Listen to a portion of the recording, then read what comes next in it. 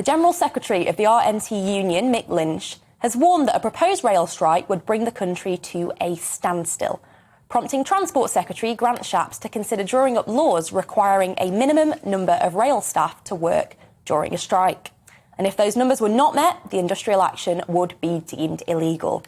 It's also been revealed that the Education Secretary Nadeem Zahawi is examining plans to bolster the rights of teachers who choose not to join unions. Well, it's a union story, so where else to start but with our very own Paul Embery. Paul, what do you make of these proposals?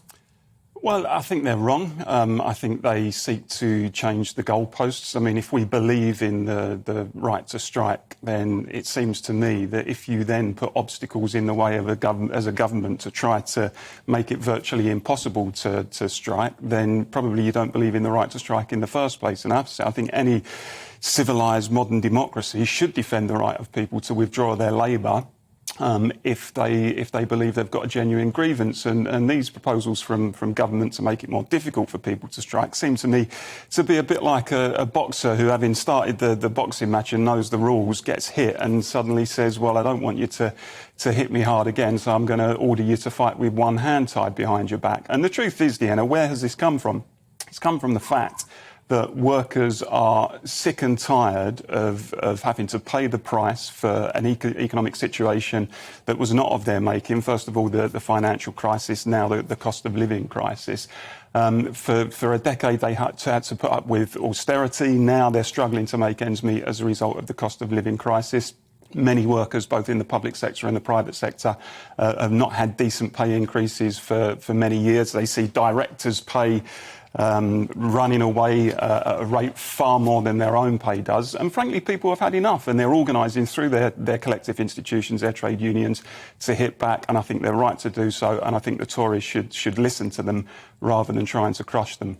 No, but there's a difference between, a small-scale strike that's going to affect your employer and a strike that is potentially going to shut down the transport system of an entire country, holding the country to ransom. Can't you see how annoyed people are going to get by this, Paul? Well, I think, look, if you're a trade unionist, and if you're a trade union that's taking industrial action, then I don't think it's right or reasonable to expect the trade union to take action and to choose tactics that reduce its own leverage. Plainly, as a trade union, and you're trying to win a dispute, you are going to try to maximise your leverage. That's not unreasonable to me, and I don't think it's surprising.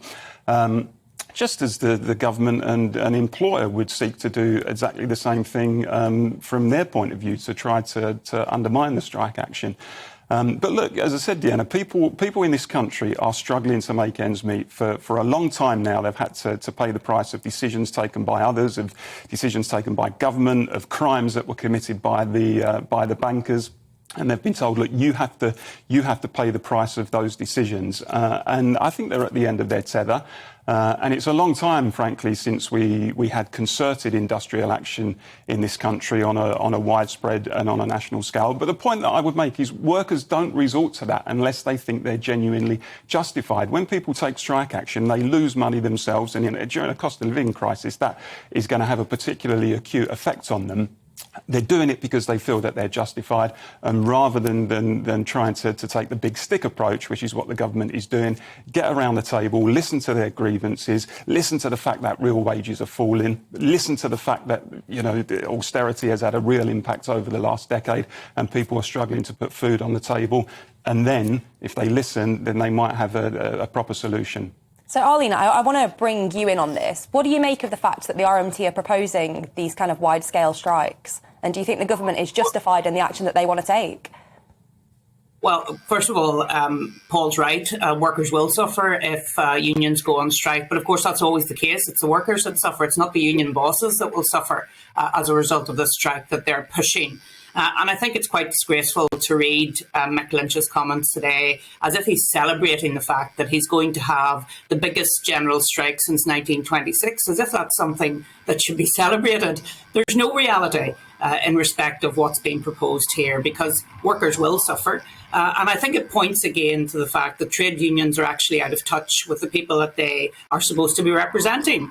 They should be representing them on the cost of living crisis. They should be representing them on the issues that matter to them. And we talked about this last week in terms of the student unions, the way in which a lot of unions have become so politicised that they've got themselves involved in a lot of issues that, frankly, they shouldn't be involved in. And I thought it was very interesting to read this morning that in terms of the education unions, only 30% believe, I think it was, that they are satisfied with the support that they gain from their union when they need their union. Their union should be there to support them when they're in difficulties, when they need their help, instead of all of this grandstanding around general strikes and trying to hold people to ransom. And what about the government's proposed measures then? Because my understanding is it's looking specifically at ensuring there's a minimum number of people working so that essential services can remain. Do you think that sort of strikes the right balance? Well, I do, because I think government has a responsibility to the wider public to make sure that public services are available for them when they need those public services. And that's why they're looking at putting these legislative pieces in place to try and protect the public, whilst union leaders are pushing ahead with strikes, which they know are going to cause great disservice to the general public. But despite that, they intend to push ahead, which I think is completely wrong. Paul? Well, I think it's impractical, because effectively what the government would be doing there is by saying there has to be a minimum number of people in work, they would be ordering union members to cross the picket line, to cross a picket line which is being manned by other union members. Now, frankly, it's a cardinal sin within the trade union movement to cross a picket line. It's something that you don't do. And if the government thinks it's wise to effectively order people to do it, then I suspect they're going to get a reaction that might surprise them. And I just think on a moral level, actually, it's wrong, because you're saying to a trade union, yes, of course we defend your right to strike, and yes, we accept that you've had a democratic ballot and a majority of your members have chosen to withdraw their labour, but actually we're going to ignore that, and what we're going to do is to send some of your members into work anyway. Well, I mean, that's a way effectively of rendering the right to strike meaningless.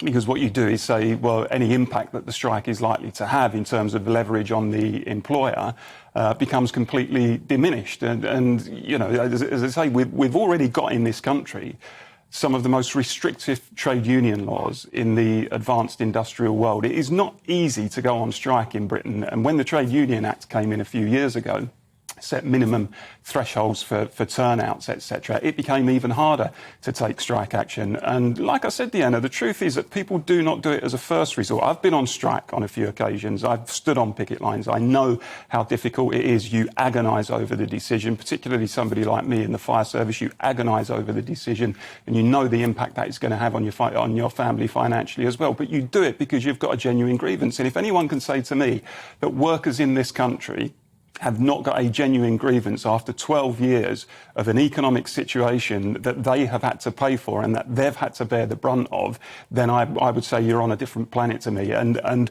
rather than, as I say, take the sledgehammer approach, what the government needs to do is understand why workers are reacting like this, understand why they're threatening to take to picket lines, listen to their reasoning, get around the table and stop the inflated and the combative rhetoric. But Paul, you talk about the rights of the workers who are within that trade union to go on strike, but what about the rights of ordinary people, other workers, to actually get to work? This is absolutely key core infrastructure. Surely the government has a responsibility to everyone else to keep that going.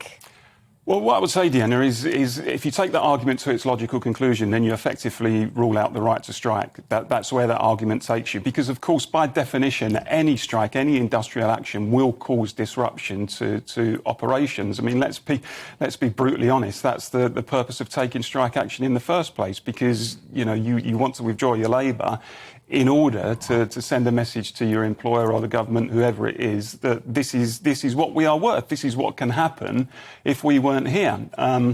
I think if you come along and say, well, you know, we because other people have got to get to work, we're effectively just going to rule your strike illegal, then I think that's a nuclear option, really, and one that I have to say is not commensurate with a modern democratic society where workers should have the right to withdraw their labour. No one wants to see a summer of discontent, by the way. Nobody wants to see public services come to a halt.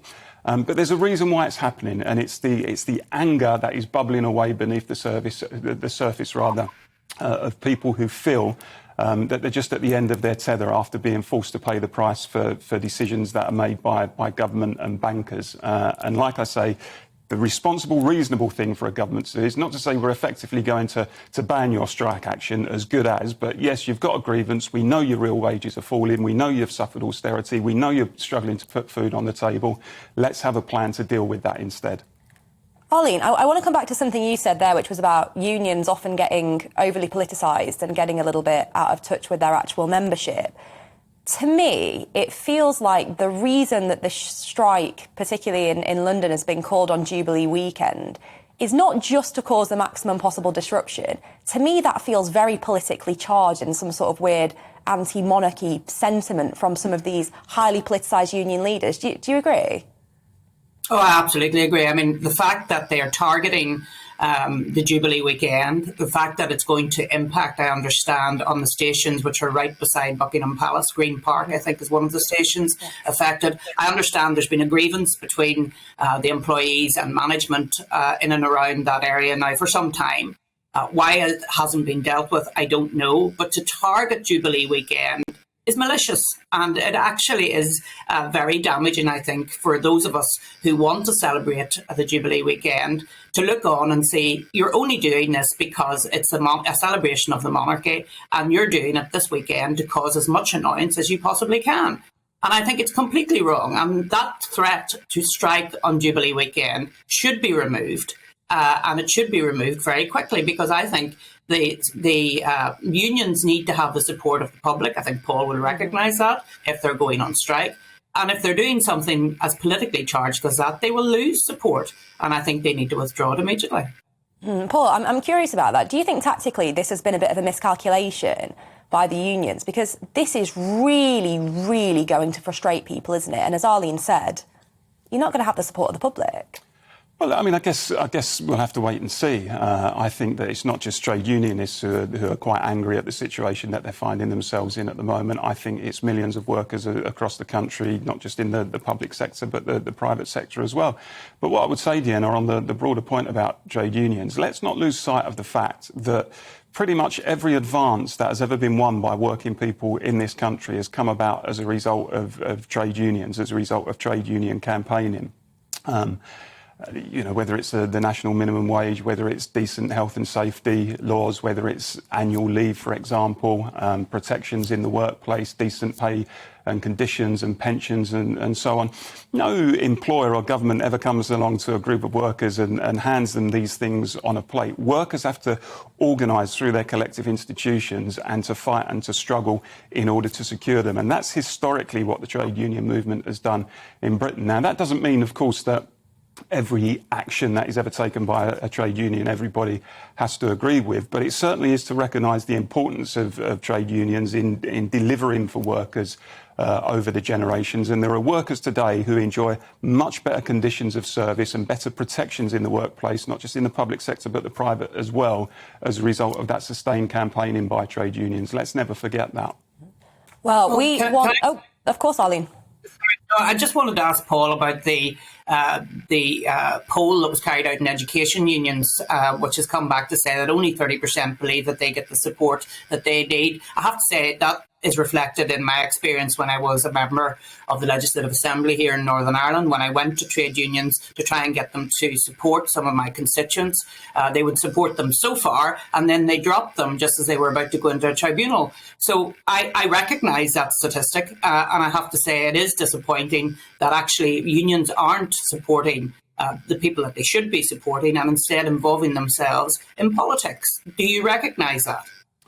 Well, I would be the first to say, Arlene, that some trade union leaderships on certain issues, I think, are out of touch with their members. I mean, I've said that publicly. I think that unions are not so good these days at concentrating on the bread and butter issues affecting their members, pay and conditions in the workplace, which arguably these summer disputes we're talking about do focus on those issues. I think there are some trade union leaderships that have followed a kind of almost like a militant woke line that does not rest easy with millions of their members, and actually as a result of that have alienated millions of their members, and that's actually a battle that I've had within the trade union movement personally. So yeah, of course, you know, there are internal things that go on within trade unions that members are not happy with. I get that. But broadly speaking, as a principle, I think trade unions are absolutely a force for good in our country. As I said, they've delivered many, many positive things for workers over the generations. And whatever our individual criticisms of certain trade union leaderships, we shouldn't lose sight of that fact. Well, we want to hear from you. Let us know, what do you think? Do you think these strikes are justified? Do you think the government's action is justified? Let us know by emailing us on gbviews@gbnews.uk.